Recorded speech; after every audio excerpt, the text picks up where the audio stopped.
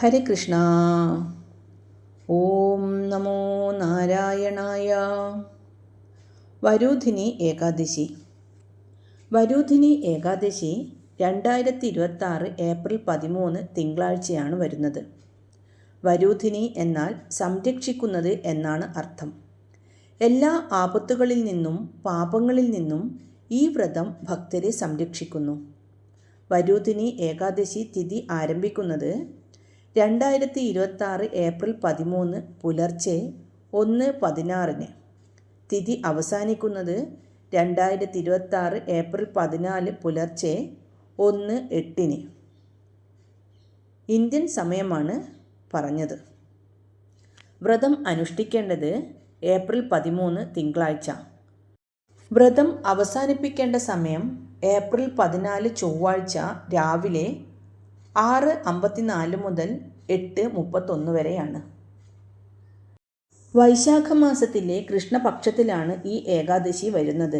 സാധാരണ ഏകാദശികളിൽ നിന്ന് വ്യത്യസ്തമായി ഭഗവാൻ വിഷ്ണുവിൻ്റെ വരാഹ അവതാരത്തെ ഭജിക്കുന്ന പ്രത്യേക ദിനമാണിത്. ദുരിതങ്ങൾ അനുഭവിക്കുന്നവർക്കും ജീവിതത്തിൽ തടസ്സങ്ങൾ നേരിടുന്നവർക്കും ഈ വ്രതം ഒരു വലിയ അനുഗ്രഹമാണ്. 10 ലക്ഷം വർഷം കാഠിന്യമേറിയ തപസ്സു ചെയ്താൽ ലഭിക്കുന്ന അത്രയും പുണ്യം ഭക്തിയോടെയുള്ള ഈ ഒരു ദിവസത്തെ വ്രതം വഴി ലഭിക്കുമെന്നാണ് പുരാണങ്ങൾ പറയുന്നത്.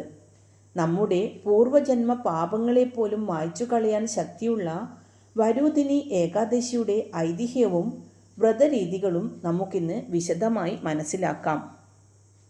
ഈ ഏകാദശിയുടെ ഐതിഹ്യം ഇങ്ങനെയാണ്. നർമ്മദാ തീരത്ത് പണ്ട് മാന്ധാതാവ് എന്ന ധർമ്മിഷ്ഠനായ ഒരു രാജാവ് ഭരിച്ചിരുന്നു. അദ്ദേഹം ഭഗവാൻ വിഷ്ണുവിൻ്റെ പരമഭക്തനായിരുന്നു. പ്രജാക്ഷേമത്തിന് ശേഷം ബാക്കി സമയം അദ്ദേഹം ഭഗവത് ചിന്തയിലും തപസ്സിലുമായി ചെലവഴിച്ചിരുന്നു. ഒരിക്കൽ രാജാവ് വനത്തിൽ ഏകനായി ഇരുന്ന് കഠിനമായ തപസ്സിൽ മുഴുകിയിരിക്കുകയായിരുന്നു.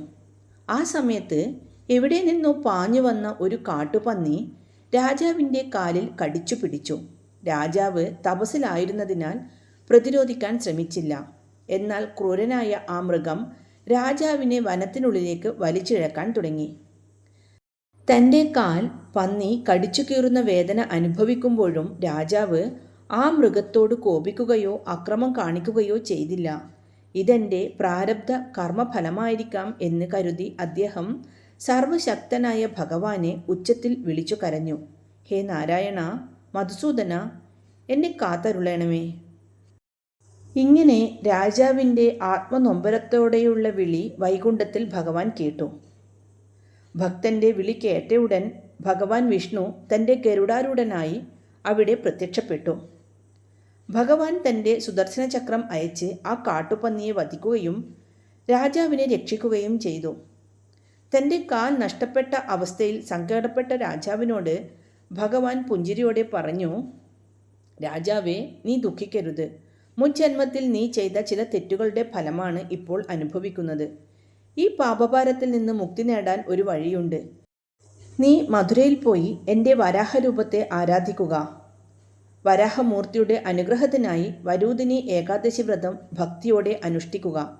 നിനക്ക് നഷ്ടപ്പെട്ട അവയവങ്ങൾ തിരികെ ലഭിക്കുമെന്ന് മാത്രമല്ല, നീ പഴയതിനേക്കാൾ തേജസ്വിയാവുകയും ചെയ്യും.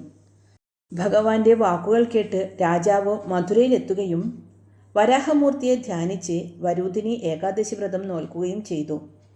വ്രതത്തിൻ്റെ പുണ്യത്താൽ രാജാവിൻ്റെ കാൽ പൂർവ്വസ്ഥിതിയിലാവുകയും അദ്ദേഹം സകല പാപങ്ങളിൽ നിന്നും മുക്തനായി ഒടുവിൽ വിഷ്ണുപദം പ്രാപിക്കുകയും ചെയ്തു. വരൂധിനി ഏകാദശി പ്രധാനമായും ഭഗവാൻ വിഷ്ണുവിൻ്റെ വരാഹ അവതാരത്തെ പൂജിക്കാനാണ് നീക്കിവെച്ചിരിക്കുന്നത്.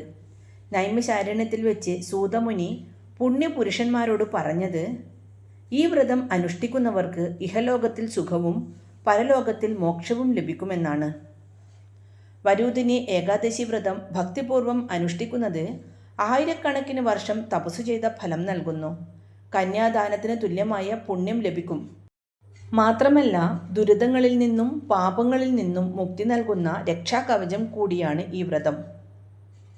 ഒരു കുതിരയെ ദാനം ചെയ്യുന്നതിനേക്കാൾ പുണ്യം ആനയെ ദാനം ചെയ്യുന്നതിനും, അതിനേക്കാൾ പുണ്യം ഭൂമിയെ ദാനം ചെയ്യുന്നതിനും, അതിലും പുണ്യം എള്ള് ദാനം അതായത് തിലദാനം ചെയ്യുന്നതിനും ലഭിക്കും എന്നാണ്. എന്നാൽ ഇവയെല്ലാം നൽകുന്നതിനേക്കാൾ വലിയ പുണ്യമാണ് ഒരു വരൂധിനി ഏകാദശി വ്രതം ഭക്തിയോടെ അനുഷ്ഠിക്കുക വഴി ലഭിക്കുന്നത്. എല്ലാ ദാനങ്ങളിലും വെച്ച് മഹത്തരമായ വിദ്യാദാനത്തിന് തുല്യമായ ഫലം ഈ വ്രതം നൽകുന്നു. ഈ ദിവസം വിഷ്ണു ഭഗവാന്റെ 5ാമത്തെ അവതാരമായ വരാഹമൂർത്തിയെയാണ് പ്രധാനമായും ആരാധിക്കുന്നത്. ഭൂമിദേവിയെ ഹിരണ്യാക്ഷനിൽ നിന്ന് രക്ഷിച്ച വരാഹമൂർത്തി നമ്മുടെ ജീവിതത്തിലെ എല്ലാ പ്രതിസന്ധികളെയും ദൂരീകരിക്കും എന്നാണ് സങ്കല്പം. ഇനി വ്രതരീതികൾ നോക്കാം. ഏകാദശിയുടെ തലേ ദിവസം അതായത് ദശമി ദിവസം മുതലേ വ്രതനിഷ്ഠ തുടങ്ങണം. ഒരു നേരം മാത്രം അരി ആഹാരം കഴിക്കുക. ഏകാദശി ദിവസം പൂർണ്ണമായോ അല്ലെങ്കിൽ പഴങ്ങളും പാലും കഴിച്ചോ ഉപവസിക്കാം. അരി ആഹാരവും മറ്റു ധാന്യങ്ങളും പൂർണ്ണമായും വർജിക്കണം. ഏകാദശി ദിവസം രാത്രി ഉറക്കമിളച്ച് വിഷ്ണു സഹസ്രനാമം ചൊല്ലുന്നതും നാമജപം നടത്തുന്നതും അതീവ ഫലദായകമാണ്. ഈ 2 ദിവസങ്ങളിലും മത്സ്യമാംസാദികൾ പൂർണ്ണമായും ഉപേക്ഷിക്കണം. ഏകാദശിയുടെ പിറ്റേ ദിവസം അതായത് ദ്വാദശി നാളിൽ കൃത്യസമയത്ത് തുളസി തീർത്ഥം സേവിച്ച് വ്രതം അവസാനിപ്പിക്കാം. ഏകാദശി ദിവസം വിഷ്ണു ക്ഷേത്രത്തിലോ ശ്രീകൃഷ്ണ ക്ഷേത്രത്തിലോ സന്ദർശിക്കുന്നത് അതീവ പുണ്യമാണ്. വരൂധിനി ഏകാദശി ദിവസം ജപിക്കേണ്ട മന്ത്രങ്ങൾ: വരാഹ ഗായത്രി. ഓം ധനുർധരായ വിദ്മഹേ വക്രതംഷ്ട്രായ ധീമഹി തന്നോ വരാഹ പ്രചോദയാത്. ഇനി വരാഹമൂർത്തിയുടെ ലഘുവായ ഒരു മന്ത്രം ഇതാണ്: ഓം ശ്രീ വരാഹായ നമഃ.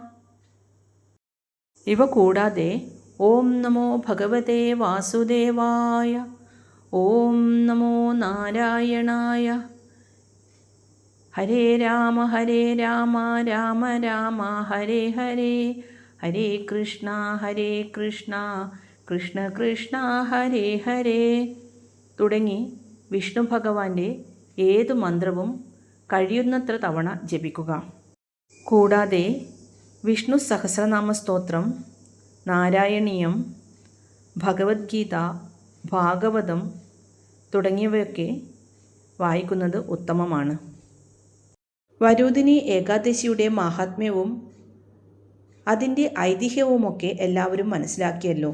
അതുകൊണ്ട് ഈ വരുന്ന വരൂധിനി ഏകാദശി ദിവസം ഭക്തിയോടെ വരാഹമൂർത്തിയെ ധ്യാനിച്ച് വ്രതം അനുഷ്ഠിക്കാൻ നമുക്കേവർക്കും സാധിക്കട്ടെ.